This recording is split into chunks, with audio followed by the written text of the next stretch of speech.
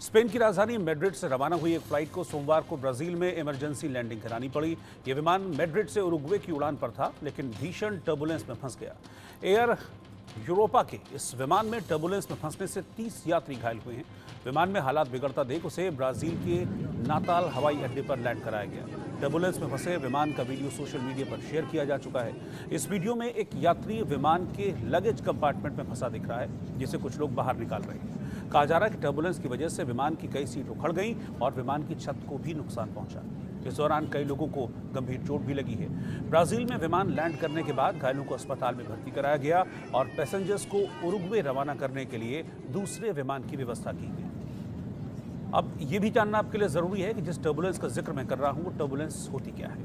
दरअसल टर्बुलेंस का मतलब हवा के उस बहाव में बाधा होता है जो विमान को उड़ने में मदद करती है। बिना टर्बुलेंस विमान एक सीध में उड़ता है, लेकिन जब टर्बुलेंस होती है तो फिर वेव फॉर्म बनती है, यानी कि कभी विमान ऊपर, कभी नीचे, कभी दाएं बाएं मूव करता है। टर्बुलेंस 3 तरह की होती है। हल्के टर्बुलेंस में विमान 1 मीटर तक ऊपर नीचे होता है। विमान में बैठे यात्रियों को इस बात का पता भी नहीं लगता और ये जनरली होता रहता है।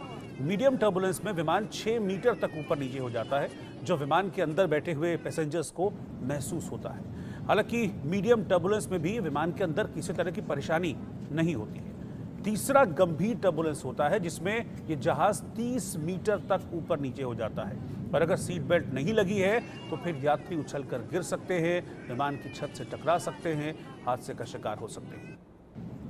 हम अक्सर विमान में बैठने के बाद फ्लाइट अटेंडेंट की बातों को ध्यान से नहीं सुनते। जरूरी है कि उन बातों को ध्यान से सुना जाए और उड़ान के दौरान जो भी सुरक्षा संबंधी निर्देश हैं उनका सख्ती से पालन भी किया जाए।